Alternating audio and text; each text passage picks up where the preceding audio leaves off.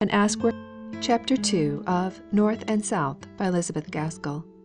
This recording is in the public domain. Read by Marianne. Chapter 2 Roses and Thorns.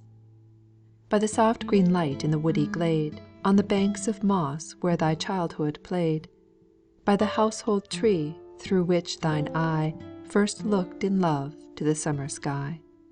Mrs. Hemans. Margaret was once more in her mourning dress, travelling quietly home with her father, who had come up to assist at the wedding. Her mother had been detained at home by a multitude of half reasons, none of which anybody fully understood, except Mr. Hale, who was perfectly aware that all his arguments in favour of a grey satin gown, which was midway between oldness and newness, had proved unavailing, and that, as he had not the money to equip his wife afresh, from top to toe, she would not show herself at her only sister's only child's wedding. If Mrs. Shaw had guessed at the real reason why Mrs. Hale did not accompany her husband, she would have showered down gowns upon her. But it was nearly 20 years since Mrs. Shaw had been the poor pretty Miss Beresford, and she had really forgotten all grievances, except that of the unhappiness arising from disparity of age in married life, on which she could descant by the half hour. Dearest Maria had married the man of her heart, only 8 years older than herself, with the sweetest temper, and that blue black hair one so seldom sees. Mr. Hale was one of the most delightful preachers she had ever heard, and a perfect model of a parish priest. Perhaps it was not quite a logical deduction from all these premises, but it was still Mrs. Shaw's characteristic conclusion, as she thought over her sister's lot. Married for love, what can dearest Maria have to wish for in this world? Mrs. Hale, if she spoke truth, might have answered with a ready-made list: a silver grey glace silk, a white chip bonnet, oh, dozens of things for the wedding, and hundreds of things for the house. Margaret only knew that her mother had not found it convenient to come, and she was not sorry to think that their meeting and greeting would take place at Helstone Parsonage, rather than, during the confusion of the last 2 or 3 days, in the house in Harley Street, where she herself had had to play the part of Figaro, and was wanted everywhere at one and the same time. Her mind and body ached now with the recollection of all she had done and said within the last 48 hours. The farewell so hurriedly taken, amongst all the other good-byes, of those she had lived with so long, oppressed her now with a sad regret for the times that were no more. It did not signify what those times had been; they were gone, never to return. Margaret's heart felt more heavy than she could have ever thought it possible, in going to her own dear home, the place and the life she had longed for years, at that time of all times for yearning and longing, just before the sharp senses lose their outlines in sleep. She took her mind away with a wrench from the recollection of the past to the bright serene contemplation of the hopeful future. Her eyes began to see, not visions of what had been, but the sight actually before her: her dear father leaning back asleep in the railway carriage.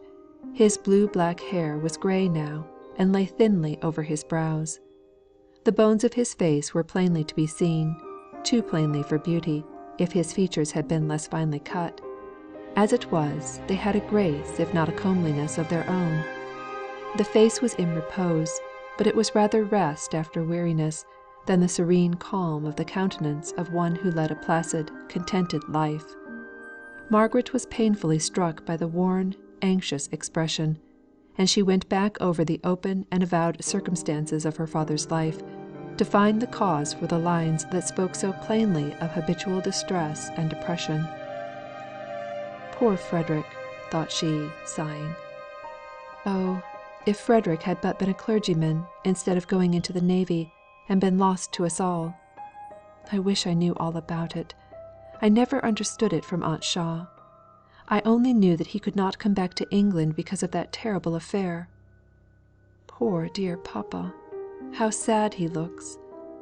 I am so glad I am going home, to be at hand to comfort him and mamma.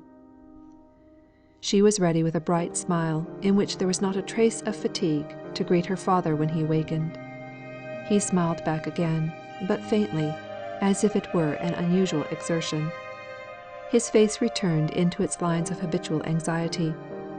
He had a trick of half opening his mouth as if to speak, which constantly unsettled the form of the lips, and gave the face an undecided expression; but he had the same large, soft eyes as his daughter, eyes which moved slowly and almost grandly round in their orbits, and were well veiled by their transparent white eyelids. Margaret was more like him than like her mother. Sometimes people wondered that parents so handsome should have a daughter who was so far from regularly beautiful. Not beautiful at all, was occasionally said. Her mouth was wide, no rosebud that could only open just enough to let out a yes and no and a "and please you, sir." But the wide mouth was one soft curve of rich red lips, and the skin, if not white and fair, was of an ivory smoothness and delicacy. If the look on her face was, in general, too dignified and reserved for one so young, now, talking to her father, it was bright as the morning, full of dimples and glances that spoke of childish gladness and boundless hope in the future.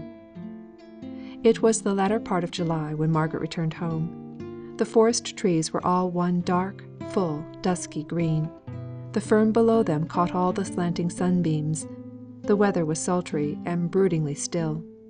Margaret used to tramp along by her father's side, crushing down the fern with a cruel glee, as she felt it yield under her light foot, and send up the fragrance peculiar to it, out on the broad commons into the warm scented light, seeing multitudes of wild, free, living creatures revelling in the sunshine, and the herbs and flowers it called forth. This life, at least these walks, realised all Margaret's anticipations.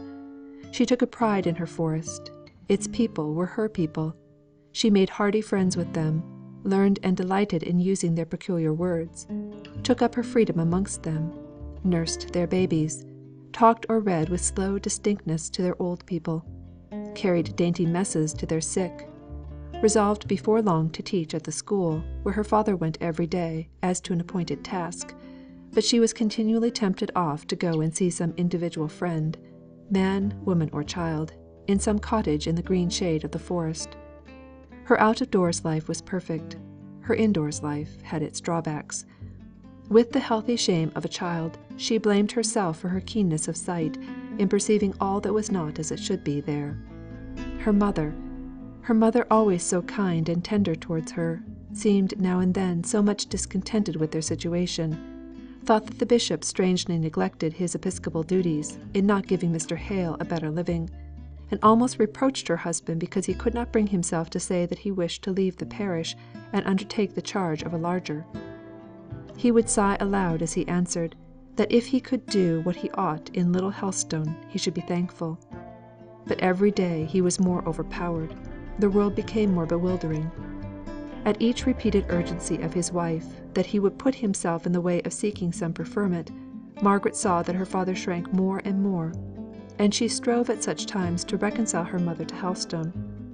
Mrs. Hale said that the near neighbourhood of so many trees affected her health, and Margaret would try to tempt her forth on to the beautiful, broad, upland, sun-streaked, cloud-shadowed common; for she was sure that her mother had accustomed herself too much to an indoors life, seldom extending her walks beyond the church, the school, and the neighbouring cottages. This did good for a time, but when the autumn drew on, and the weather became more changeable, her mother's idea of the unhealthiness of the place increased, and she repined even more frequently that her husband, who was more learned than Mr. Hume, a better parish priest than Mr. Hounsworth, should not have met with the preferment that these two former neighbours of theirs had done. This marring of the peace of home by long hours of discontent was what Margaret was unprepared for. She knew, and had rather revelled in the idea, that she should have to give up many luxuries, which had only been troubles and trammels to her freedom in Harley Street. Her keen enjoyment of every sensuous pleasure was balanced finely, if not overbalanced, by her conscious pride in being able to do without them all, if need were. But the cloud never came in that quarter of the horizon from which we watch for it. There had been slight complaints and passing regrets on her mother's part over some trifle connected with Helstone, and her father's position there, when Margaret had been spending her holidays at home before; but in the general happiness of the recollection of those times, she had forgotten the small details which were not so pleasant. In the latter half of September, the autumnal rains and storms came on, and Margaret was obliged to remain more in the house than she had hitherto done. Helstone was at some distance from any neighbours of their own standard of cultivation. "It is undoubtedly one of the most out of the way places in England," said Mrs. Hale, in one of her plaintive moods. "I can't help regretting constantly that papa has really no one to associate with here. He is so thrown away, seeing no one but farmers and labourers from week's end to week's end. If only we lived at the other side of the parish, it would be something. There we should be almost within walking distance of the Stansfields. Certainly the Gormons would be within a walk." "Gormons," said Margaret. "Are those the Gormons who made their fortunes in trade at Southampton? Oh, I'm glad we don't visit them. I don't like shoppy people. I think we are far better off, knowing only cottagers and labourers, and people without pretence." "You must not be so fastidious, Margaret dear," said her mother, secretly thinking of a young and handsome Mr. Gormon, whom she had once met at Mr. Hume's. "No. I call mine a very comprehensive taste. I like all people whose occupations have to do with land. I like soldiers and sailors, and the three learned professions, as they call them. I'm sure you don't want me to admire butchers and bakers and candlestick makers, do you, mamma?" "But the Gormons were neither butchers nor bakers, but very respectable coach builders." "Very well. Coach building is a trade all the same, and I think a much more useless one than that of butchers or bakers. Oh, how tired I used to be of the drives every day in Aunt Shaw's carriage, and how I longed to walk." And walk Margaret did, in spite of the weather. She was so happy out of doors, at her father's side, that she almost danced, and with the soft violence of the west wind behind her, as she crossed some heath, she seemed to be borne onwards, as lightly and easily as the fallen leaf that was wafted along by the autumnal breeze. But the evenings were rather difficult to fill up agreeably. Immediately after tea her father withdrew into his small library, and she and her mother were left alone. Mrs. Hale had never cared much for books, and had discouraged her husband, very early in their married life, in his desire of reading aloud to her, while she worked. At one time they had tried backgammon as a resource; but as Mr. Hale grew to take an increasing interest in his school and his parishioners, he found that the interruptions which arose out of these duties were regarded as hardships by his wife, not to be accepted as the natural condition of his profession, but to be regretted and struggled against by her as they severally arose. So he withdrew, while the children were yet young, into his library, to spend his evenings, if he were at home, in reading the speculative and metaphysical books which were his delight. When Margaret had been here before, she had brought down with her a great box of books, recommended by masters or governess, and had found the summer's day all too short to get through the reading she had to do before her return to town. Now there were only the well-bound, little read English classics, which were weeded out of her father's library to fill up the small bookshelves in the drawing room. Thomson's Seasons, Haley's Cowper, Middleton's Cicero, were by far the lightest, newest, and most amusing. The bookshelves did not afford much resource. Margaret told her mother every particular of her London life, to all of which Mrs. Hale listened with interest, sometimes amused and questioning, at others a little inclined to compare her sister's circumstances of ease and comfort with the narrower means at Helstone Vicarage. On such evenings Margaret was apt to stop talking rather abruptly, and listen to the drip, drip of the rain upon the leads of the little bow window. Once or twice Margaret found herself mechanically counting the repetition of the monotonous sound, while she wondered if she might venture to put a question on a subject very near to her heart, and ask where Frederick was now, what he was doing, how long it was since they had heard from him. But a consciousness that her mother's delicate health, and positive dislike to Helstone, all dated from the time of the mutiny in which Frederick had been engaged, the full account of which Margaret had never heard, and which now seemed doomed to be buried in sad oblivion, made her pause and turn away from the subject each time she approached it. When she was with her mother, her father seemed the best person to apply to for information, and when with him, she thought that she could speak more easily to her mother. Probably there was nothing much to be heard that was new. In one of the letters she had received before leaving Harley Street, her father had told her that they had heard from Frederick. He was still at Rio, and very well in health, and sent his best love to her, which was dry bones, but not the living intelligence she longed for. Frederick was always spoken of, in the rare times when his name was mentioned, as poor Frederick. His room was kept exactly as he had left it, and was regularly dusted, and put into order by Dixon, Mrs. Hale's maid, who touched no other part of the household work, but always remembered the day when she had been engaged by Lady Beresford as lady's maid to Sir John's wards, the pretty Miss Beresfords, the belles at Rutlandshire. Dixon had always considered Mr. Hale as the blight which had fallen upon her young lady's prospects in life. If Miss Beresford had not been in such a hurry to marry a poor country clergyman, there was no knowing what she might have become. But Dixon was too loyal to desert her in her affliction and downfall, alias her married life. She remained with her, and was devoted to her interests, always conducting herself as the good and protecting fairy, whose duty it was to baffle the malignant giant, Mr. Hale.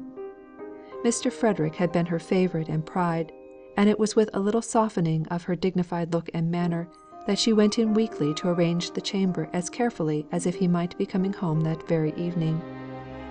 Margaret could not help believing that there had been some late intelligence of Frederick, unknown to her mother, which was making her father anxious and uneasy. Mrs. Hale did not seem to perceive any alteration in her husband's looks or ways. His spirits were always tender and gentle, readily affected by any small piece of intelligence concerning the welfare of others. He would be depressed for many days after witnessing a death-bed, or hearing of any crime. But now Margaret noticed an absence of mind, as if his thoughts were preoccupied by some subject, the oppression of which could not be relieved by any daily action, such as comforting the survivors, or teaching at the school in hope of lessening the evils in the generation to come. Mr. Hale did not go out among his parishioners as much as usual. He was more shut up in his study, was anxious for the village postman, whose summons to the household was a rap on the back kitchen window shutter, a signal which at one time had often to be repeated before any one was sufficiently alive to the hour of the day to understand what it was and attend to him. Now Mr. Hale loitered about the garden if the morning was fine, and if not, stood dreamily by the study window until the postman had called, or gone down the lane, giving a half respectful, half confidential shake of the head to the parson, who watched him away beyond the sweetbriar hedge, and past the great arbutus, before he turned into the room to begin his day's work, with all the signs of a heavy heart and an occupied mind. But Margaret was at an age when any apprehension, not absolutely based on a knowledge of facts, is easily banished for a time by a bright sunny day, or some happy outward circumstance. And when the brilliant 14 fine days of October came on, her cares were all blown away as lightly as thistledown, and she thought of nothing but the glories of the forest. The fern harvest was over, and now that the rain was gone, many a deep glade was accessible, into which Margaret had only peeped in July and August weather. She had learnt drawing with Edith, and she had sufficiently regretted, during the gloom of the bad weather, her idle revelling in the beauty of the woodlands, while it had yet been fine, to make her determined to sketch what she could before the winter fairly set in. Accordingly she was busy preparing her board one morning, when Sarah, the housemaid, threw wide open the drawing-room door and announced Mr. Henry Lennox. End of chapter 2.